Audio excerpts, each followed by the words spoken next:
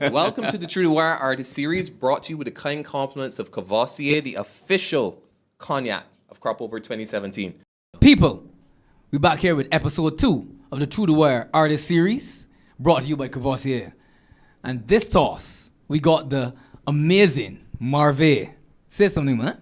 Marvay, welcome to the show. If I could count every grain of sand on the beach. What's going on, people? What's Man that? say something, so that's Sing something, you gotta right? Sing You something. sing You gotta something. sing something. Hope you all doing good wherever you are, Wherever you may be taking in the this in world. right now Yeah, in the man. world. So, Marvay, it's a pleasure having you on the show. What have you been up to?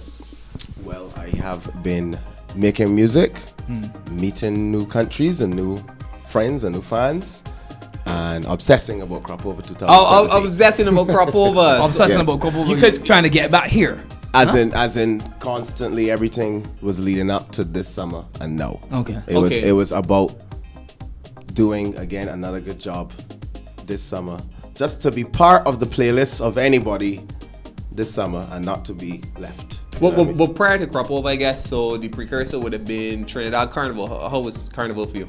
Well, prior to Even Crop prior- Over, actually, as in the last segment, the last quarter was touring. It was a lot of Bahamas, St. Vincent, different islands, St. Vincent, Toronto.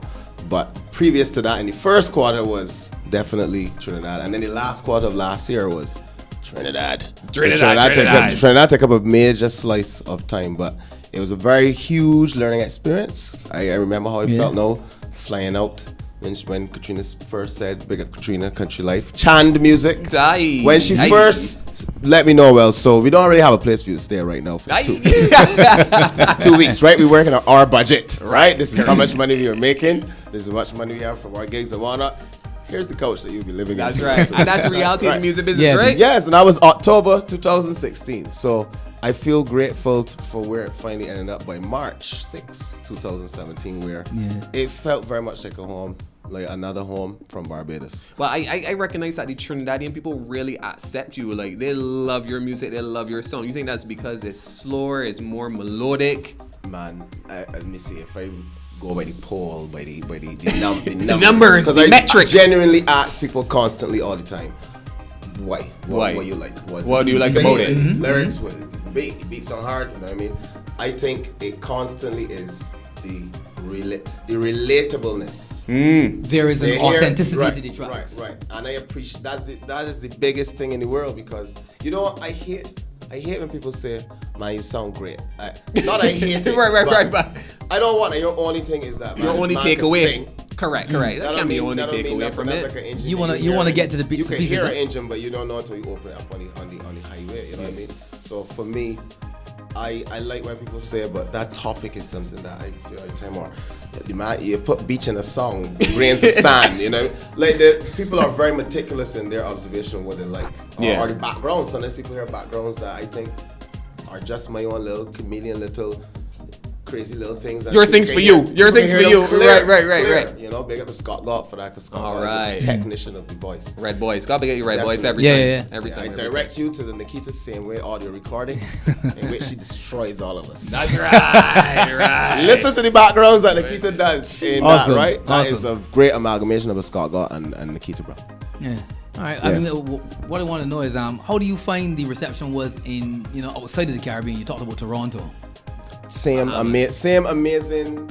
Like, music is such a ridiculous force for love and good and introduction and ice breaking and Connection. whatnot. Like, Correct. I'm very grateful. There's a diaspora of Barbadians or Trinidadians or Vincentians or St. Lucians in all of these different countries. Literally in all of these. St. Martin especially is a ridiculous amalgamation of cultures. So it feels as though you're just going to different neighborhoods of the same thing. I find it makes sense. I feel that. You know what I mean? So there's a feeling of family in all of it, all the way up there in Toronto. All in Toronto. All in Ontario is still a feeling of, the Barbados and water recently.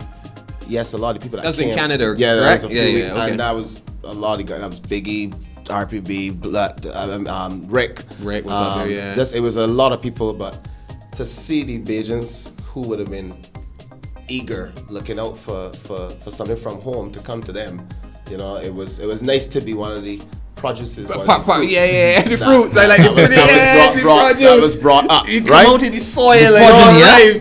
There's a place every place wants to hear our music. Every place is interested in our music. Well, I want to ask you. Caribbean people making some hard music these days. It's true. I want to ask you though. I know that you didn't begin in soca music. Like I've been following you for a while. We've been friends for a long time. We see one another in a while. True. Right, but we know one another for a very, very long time. But I know you didn't begin in soca, and you know what? I think it's refreshing to hear your soul.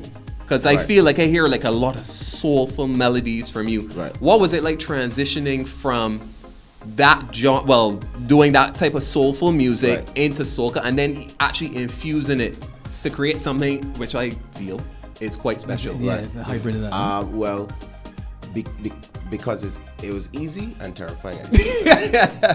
One of the main things I have learned is if it feel uncomfortable, try it out. Yeah. Like the very first year. Because the way that it happened, I was starting to feel like I can just give up with this thing. I was performing in the Gap, performing in different places, every night a week, and finding time for vocal training, giving vocal training, jingles, whatnot. But I definitely was at a place of, all right, but what's my I didn't want an album. I need music out for representation, and luckily at the time I was doing music with Simon Pike, and we had a whole different genre. Big up Simon. His height. That's right. His height. Piping Ron. Yes, Piping Ron. But the thing is, Simon and me made like this album called Blue. That was just this eclectic, crazy, whatever we wanted to do type of sounding thing. You know, yes, it would have bass lines and lyrics and whatnot, that contemporaneous. But for the most part, we're doing what we want. So at that point, that's where my head was at. I'm going to do this absolutely risky, crazy thing. But you know, every time I would look around, every summer and think, you really want to do something up in here, you know? Correct. You want to dabble. You just would like to do something up in here. Because I like to be out at wherever fair on the road, wherever the Monday. And I always would think, I wish I had something up in here, you know? Man, I don't know how to sound this music. Right? So definitely I had my trepidations, but at the same time, it felt like because of the singing everywhere training, that I could adapt myself to any sound. Yes, agreed. Right? So it was a feeling of, I had to humble myself with the writing, because at that point, as I said, I was deeply writing with Simon and Shame Free and other chefs. Like I was a whole songwriting energy that was going on at the time where I had to humble myself when I started with the Red Boys to bring the story complete. Do y'all hear how the Courvoisier started? Yeah, the Courvoisier loosening up the tongue. Yeah, because we want to hear the story. It's influencing looseness. How do you to the point? The Scott Galt came into the Gap at the old jamming gig one night. In the middle, I was singing. I was out. I was grateful yet again to have made it, because at that time I was going for 3 hours a night. Sometimes just pick up Jay Johansson. Jay Johansson goes for 5 hours a night with no accompanying music but himself. Wow. People are out there chopping here. 5 hours, you know, at that club. And you don't know what we used to be getting at that time. Yeah. So I definitely was in two dichotomous thoughts of, I love this. I love meeting the people and everything here. I'm only getting this much money. When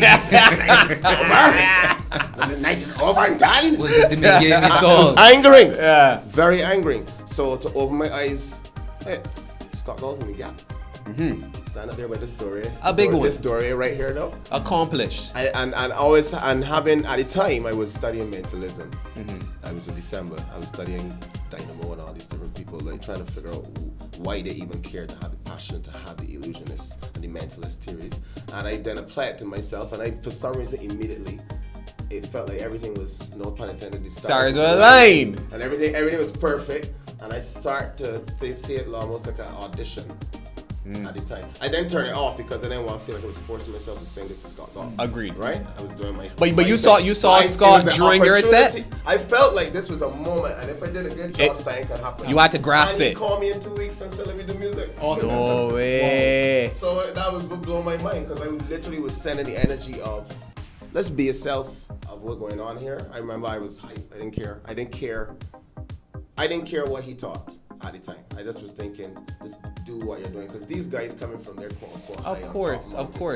Pass through the Gap and see what the men doing. Chop and see, because those bands are chopping. When you pass through the Gap or any place and you hear some live instrument, stop, go and get a drink, check out the band and listen, because these people are like desperately trying to please you. Yeah. Yes. And the more y'all support and show away, you could come every Tuesday night. There's a band I just found named Sharp 4. Sharp 4 in the Gap as well. Monday nights, and I arbitrarily passed you, and they are singing my songs, and I'm like, wait. Boy, look how you turn it on the head. Yeah, and in the same they're covering your stuff on the same stools that I was on 3 years ago singing. That must be humbling. That Paris, must be humbling. I mean? So I appreciate and I could feel it wasn't like they didn't magically learn my songs because I was there. They had my songs in their set. Yeah. Right? Yeah. And that was a big thing. Big up Sharp 4. All right. Go check them out in the Gap. There's 2 female strings guitarists, bass and rhythm guitar. Oh, nice, boy. Christmas. A lead singer? Lead male, I think his name male is lead? Sheen. I can't. I'm sorry if I can't remember your name right now. If you're watching, you know what I love but about Sharp Marvay? 4. We hear interviewing Marvay about what's going on with him, and he's plugging other people. Like But it's other people. Humble to the max. Humble to the max, you man. understand the journey, huh? Anybody watching and care about clicking this, know what I'm doing. Yeah. Right? You know what I'm doing, and right now I just telling the truth of the entire experience, which is I just left Nikita at previous interview down in Starcom, and I had my little shakes when I see she because I love her song. Okay, love like, it. It's the truth. Love it. And I will say out loud, like Stokely showed me the Malcolm top 20 list because I was asking him how my song's doing. He said mine is at 6, and I was like, whoa, it's at 6. That's nice. And when I looked at the top, I was hoping for boom, there we go, Nikita saying. That's right. It might sound unabashed, but I don't care. They sound hot. It's a fantastic song. No, I think it's because.